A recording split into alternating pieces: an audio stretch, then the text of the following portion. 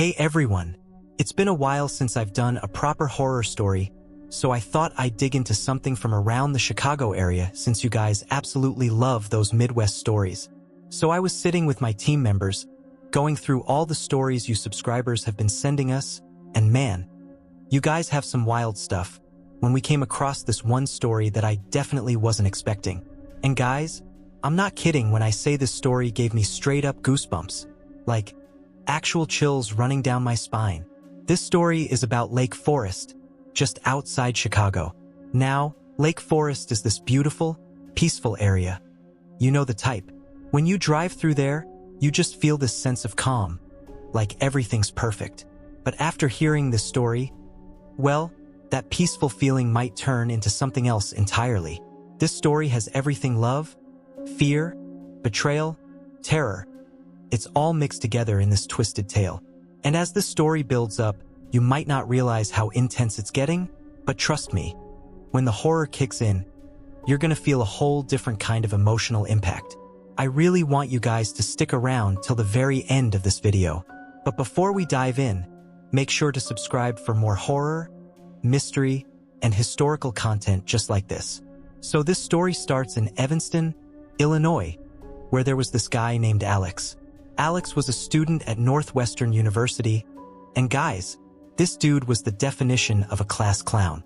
You know the type, always sitting in the back row, always causing trouble, always the first one to pull pranks. That was Alex to a T. Now, there was this girl in his class named Rachel. Rachel was the complete opposite, straight A student, always sat in the front row, always had her nose in a book. And Alex? Man, he was head over heels for this girl. We're talking first love, butterflies in your stomach, can't think about anything else kind of love.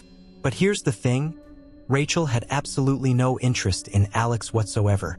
To her, he was just this immature guy who never took anything seriously. She was focused on her future, on her grades, on making something of herself. And Alex? Well, Alex was focused on making paper airplanes and cracking jokes. Rachel knew exactly what kind of guy Alex was, always goofing off, never paying attention in class, and that's why she couldn't stand him.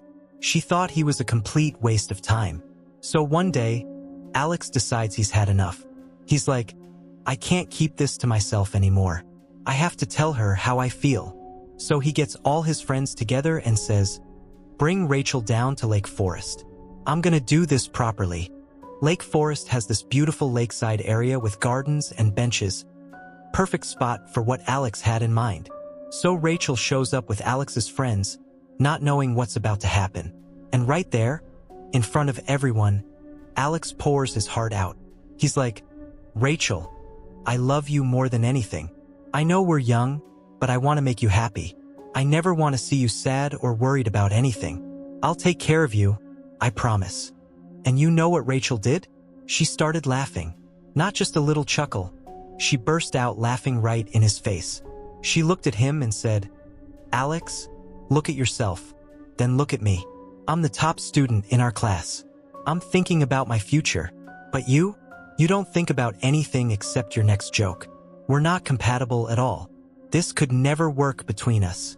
And then, still laughing, she said, do yourself a favor, focus on making yourself happy and let me be happy too.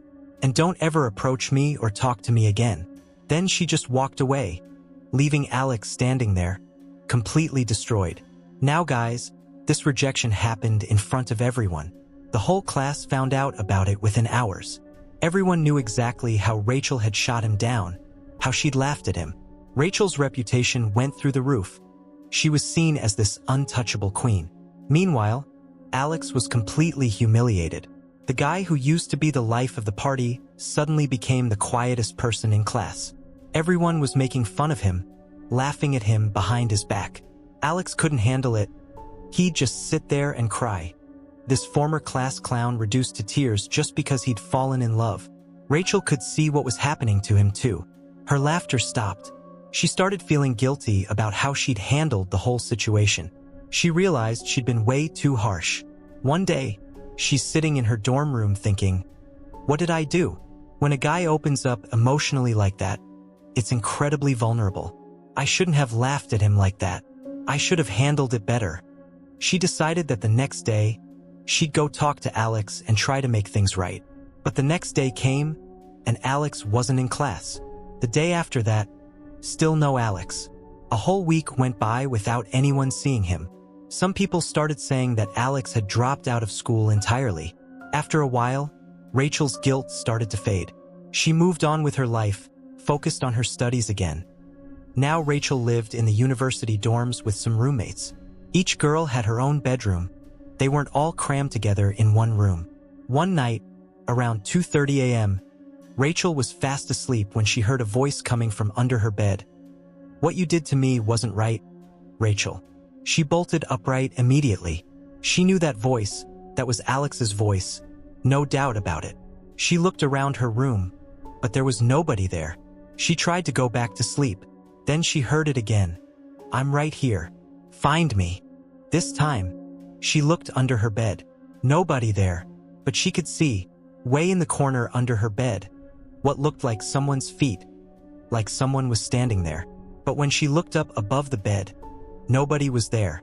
When she looked back down, there was Alex, lying under her bed, crying, sobbing uncontrollably. Rachel freaked out completely. She ran to her roommate's room screaming, "Alex is in my room. Come look, hurry." Her roommates searched everywhere, under the bed, in the closets, everywhere. Nothing. They told her, "Rachel, there's nobody here. There's no sign anyone was ever here. You're probably just stressed out or something. Go back to sleep." But Rachel knew better. She could feel Alex's presence around her. Even when she was trying to sleep, she could hear breathing, human breathing, right next to her. The next morning, when Rachel got out of bed, she stepped into a puddle. There was water everywhere, all around her bed, under her bed, all over her room floor. She was furious. She went to her roommates and yelled, "Did you guys do this? This prank isn't funny at all." Her roommates were like, "Are you kidding us? We didn't do anything. And that water was there last night too, when you said Alex was in your room. You can't blame us for something that was already there." Rachel was completely confused. None of this made any sense to her. From that point on, every single day when Rachel went to class, she could see Alex sitting in his usual seat. But here's the thing, nobody else could see him. When other students looked at that desk, it was empty. But to Rachel, Alex was right there. And every time she saw him, he looked different. He was always soaking wet, completely drenched from head to toe. His face looked pale and gaunt, getting worse each day. She tried to approach him, but when she got close, there'd be nothing there. Rachel couldn't understand what was happening to her. She decided she needed answers, so she skipped class and ran straight to Alex's house. When she got there, the house was locked up tight. She asked the neighbors, but nobody had seen Alex or his family. She spent the entire day trying to track him down, asking his friends, asking people in the neighborhood. But all she got was negative responses. Everyone seemed to think he'd just left town. Exhausted and confused, Rachel ended up sitting by Lake Forest, trying to make sense of everything. She was talking to herself, saying, "What's happening to me? There was a time when I couldn't stand to look at this guy, and now he's all I can think about. I see him everywhere. I don't even know if he's real or not anymore." It was around 4 or 5 p.m., and she was sitting there alone by the lake, trying to figure out if this was just curiosity, or if she'd actually fallen in love with Alex. And that's why she couldn't stop thinking about him. Then she saw a boat in the distance, coming toward the shore. As it got closer, she could see they were pulling something out of the water. They laid out a white sheet and placed something on it, a body. Rachel walked over with the crowd that had gathered. When they uncovered the face, she could barely recognize it.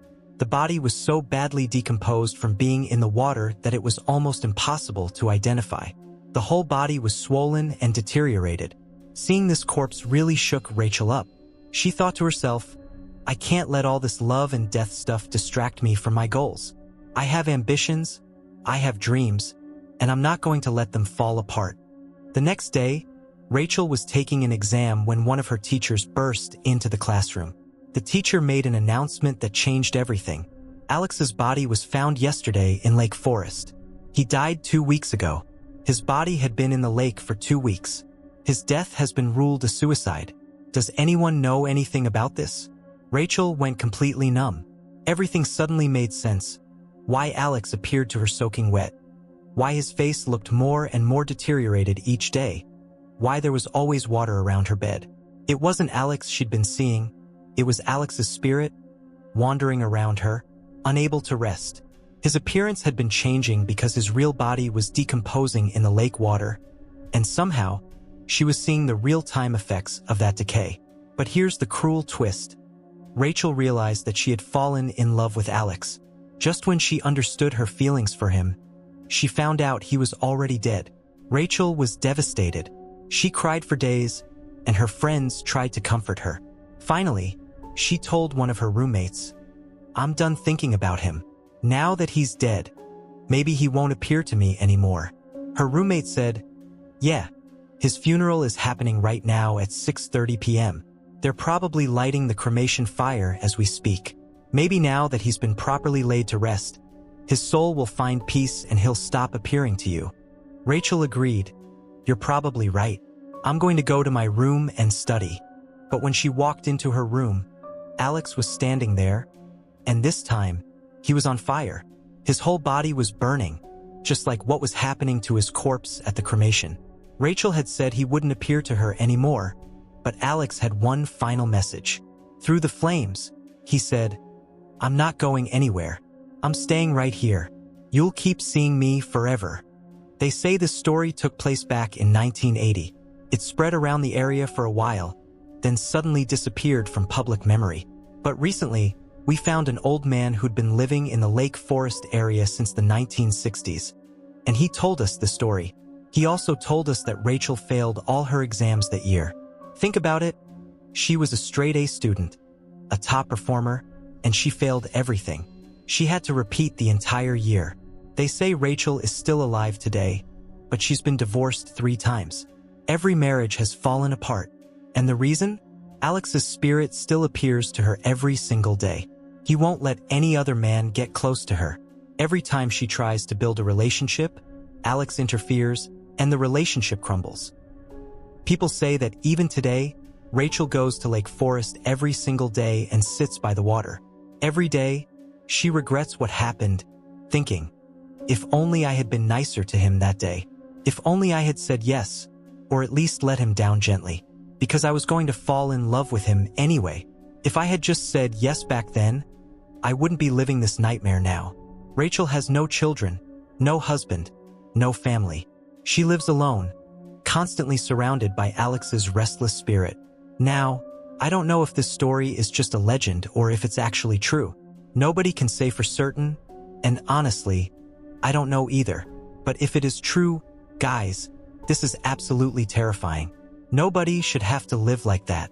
I'm not going to end this video with some moral lesson or anything like that. I just want you to think about how horrifying this situation is. What Rachel thought was the right thing to do, trying to be direct with Alex, became her curse. Think about how Rachel's nights must be, even today, with Alex's wandering spirit always around her. Just think about that. Thanks for watching.